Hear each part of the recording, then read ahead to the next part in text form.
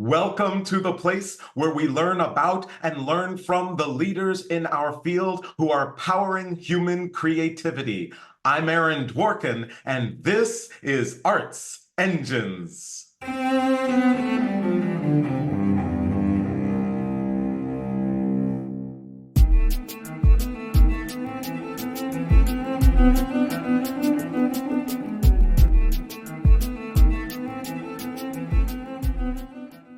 Thanks again for joining me here on Arts Engines. Today's guest is Dr. Nancy Uscher, who serves as Dean of the College of Fine Arts of the University of Nevada, Las Vegas, as well as being president of ICFAD. Nancy, welcome to the show.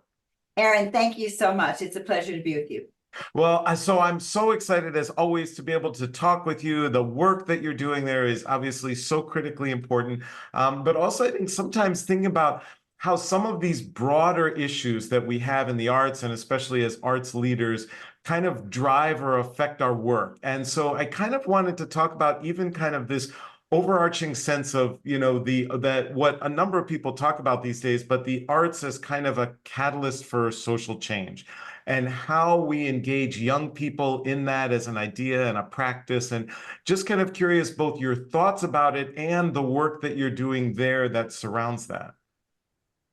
Aaron, I believe that every student matters a great deal. I think all educators feel that way. And it's very important to me that each student go out into the world feeling really confident and satisfied and fulfilled about what's in front of them. What kind of contribution can an individual make? A lot of work happens in teams, but each individual needs to feel that sense of, I think, destiny or importance. And so we try to offer them, our students here at UNLV, an opportunity to kind of be exposed to what it means to make that kind of contribution. So, for example, we have community art fellows that go into a local homeless shelter and teach different art skills to the homeless teens, the homeless youth. And we found that we ask 2 undergraduates to come at a time. This is a paid internship, so they feel very respected for how they're spending their time. But what's so great is and they get trained by a social worker in advance, and they have someone in the room with them, so they feel, that it's a team effort. But what's great is that, let's say there are 15 students in the class, and they're asked to come at the end of the hour and a half, they're asked to come forward and say if they want to go to the next class. So there's a series of 5 of them. Chalk on paper, watercolors, things like that. And so we have a history where every student who attends says, yes, we want to come to the next class. And so I think that must be incredibly rewarding for the undergraduate students who are, focused on art as a career, to see how they can contribute in a social setting like that. And not only that, but we hope in the future to have an exhibition on campus of selected works of the homeless youth who would like to be, who would like to see their creations seen by others. And so we also have a change maker in the World Award. So I think that part of being a socially aware person and entrepreneur is someone who embraces change. So we like to think of our students. In fact, our mission statement is about creating visionary change makers through acts of imagination. So that's our mission statement and our strategic plan. Thank you for letting me talk about that. Yes, no, well, it's phenomenal work, and I love that. And have you seen kind of from kind of your perspective, have you seen kind of an evolution in students and kind of their awareness and or interest in this type of work and having their art making focus on social impact? Any sense that you've seen of a trajectory? Yes, I have seen that, Aaron. I think part of this is students knowing how powerful they can be. And I think that's part of the educational environment that we try to create. But yes, I have seen students who have expressed interest in going out into the world and making a difference. And that leads me to another subject, and that is about encouragement. But I'll wait till Oh yes, no, absolutely. I would love to. I'm very interested in that. Yeah. So Well, I've started to believe that encouragement we should think about it more as a society. We should think about it more as a leadership thought community. And so I think that with encouragement, students feel confident to go out and try things. And even we know that life is also about, calculated risks. And most of us have had to take some risks in life, not knowing exactly what the outcome was going to be, but we felt it was worth it. And frankly, I think we also know that when we don't succeed, those can be whatever that may mean, because you can succeed on a number of levels. But if you don't succeed in some way, that can be an incredible educational experience as well.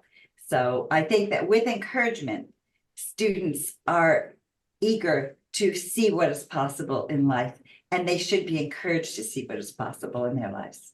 Absolutely. And I love that part. And especially if everything may not even go smoothly, they fail forward, etc., that the lessons learned from those experiences sometimes are extraordinarily powerful and can shape an entire career. So absolutely. So switching gears a little bit to arts and health. So there's, a number of people have been talking about this, working in this area, and there's obviously so many different connections with health, with wellness, those types of things. Again, kind of curious from your perspective, both your thoughts on it for the field, but also work that you're doing with students specifically in it. Thank you for mentioning this, because I find it such an exciting topic.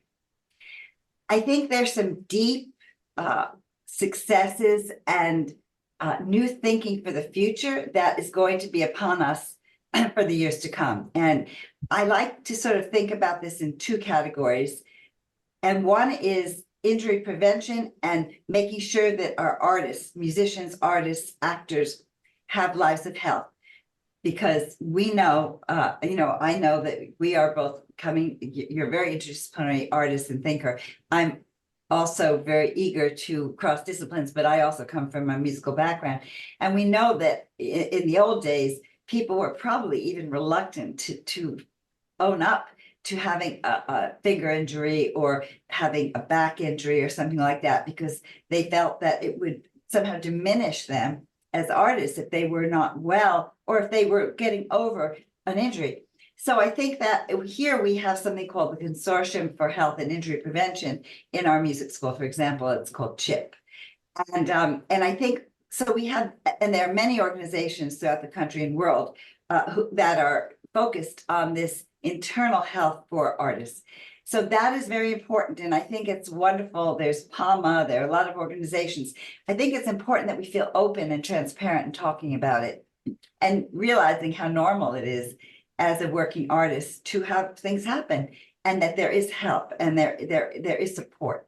And then what's equally fascinating to me and extremely exciting is the outward looking at, all kinds of therapies and new paradigms for arts being completely integrated in the healthcare world and industry. So we have the more traditional, let's say, music therapy, art therapy, drama therapy, all very important. We know that we have many anecdotal examples of people going into hospitals and to assisted living homes and so forth. We know that, I'm not a physician, obviously, but we hear anecdotally that people who have dementia and memory loss, when it comes to the arts, they remember how to play the piano. They remember there is a part of their brain that's alive with those thoughts and memories. So these are anecdotal, but there's really a lot of scientific work going on now to really prove with evidence that the arts are a fundamental tool and strategy for the overall health and wellness and well-being of society. And I've seen it all over the world. I study it myself. I like to learn about it. And more you see reference to this. So I want very much to work with our medical school, for example. We have a wonderful dean there, Mark Kahn, and he and I have hatched some ideas. And one of them is in process this year, which is that we have some MFA acting theater candidates. So they're candidates for the Master of Fine Arts. And they're going into first year medical education classes and teaching improvisation to the medical students with the thought in mind that this will teach them about empathy and about caring for patients in a different way. And by no means do I think we're the only university doing this. I know University of Michigan has wonderful programs. I know many of our universities. Harvard has a arts and humanities initiative in its medical school. So we know many universities. University of Florida has a wonderful program, and I don't mean to leave people out because there are literally probably dozens of universities that have gone in this direction, and also across the seas, and probably in every continent except Antarctica. They may too have it, but I don't know about it. So Definitely. Well, no, it is. It's such phenomenal work, and especially I like both sides of the equation in terms of both the health of the artists themselves as well as how we can use our art making to affect others. And it really is, I think, a significant movement that will just shape decades to come in terms of how the arts is embedded in healthcare. For sure. So unfortunately, we are just about out of time, but I always like to ask of all my guests, we have so many people who are involved in arts administration watching the show, and who sometimes there's tough days and there's challenging circumstances arise. And just as an arts leader, are there any mechanisms that you use when there are tough days to be able to overcome them, to be able to work through some kind of sometimes barriers that seem like they might be insurmountable? Aaron, it is great you're asking that question because these are very hard jobs. But I think that, if you want to help enough, if you want to serve enough, and to me, this is all about service. I care so much about every person in our college, in our university, that I feel not everyone may agree with decisions that I make, and I don't expect it. But I can tell you that I think through things so carefully and do my best. And so I make mistakes probably quite frequently, and will always strive to improve. But I think what carries me through is I love the work because I love serving our community, and I want to stand for encouragement and caring about people. And will apologize if I step wrong, which I'm sure I do more than I even realize sometimes.